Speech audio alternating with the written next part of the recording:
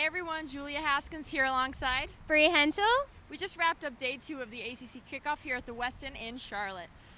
It was such an awesome experience being so up close and personal with all the coaches and the players. We got some great insight into what to expect this season, and of course they saved the best for last. We just heard from Coach Sweeney, Matt Bockhorst, James Skalski, and of course DJ Uyunglele.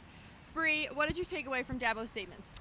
I heard a lot from Dabo about the NIL and the 12-game playoff, and what he said about the 12-game playoff, because they did have a meeting last night with the ACC again. He said the presentation was great, they did a great job with it, but no, it still does not change his mind about his thoughts and how he doesn't think it's great for the players. Maybe it's good for the fans and the money, but for those players, he really doesn't agree with it. Yeah, I agree, and I think it's easy for us as fans to just get excited about it and think, give other teams a chance to get involved in the national championship. But when you put yourself in the shoes of the players, you got to realize how much you're asking of them and how much they're putting on their body. We talked to Matt Bockhorst in there.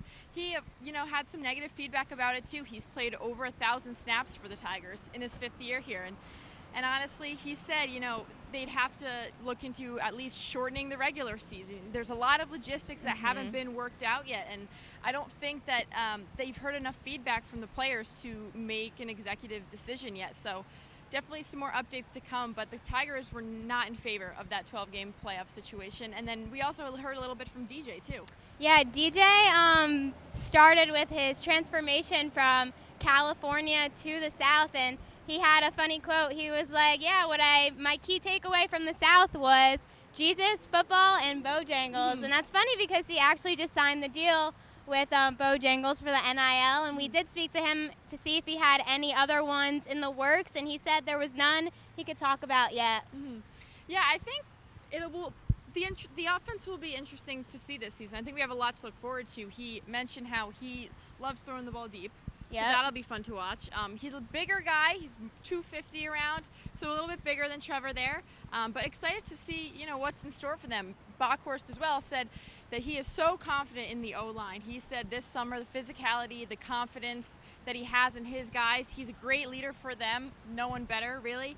We also talked to Eric McLean, former Clemson Tiger, and I have to say I see a lot of similarities between Bockhorst and McLean, both obviously guards on offense. Personality-wise, too, I would say. Yeah. Huge leaders on the team. I feel like that's a pretty consistent theme that you see with offensive linemen, especially offensive guards. They're both always the biggest guys in the room, warmest personalities, but always having a smile on their face. We also had the opportunity to talk with Skalski and ask him a little bit about what the defense is going to look like. He has had some trouble with the targeting calls, and I got to ask him, how is this a challenge to your mental game?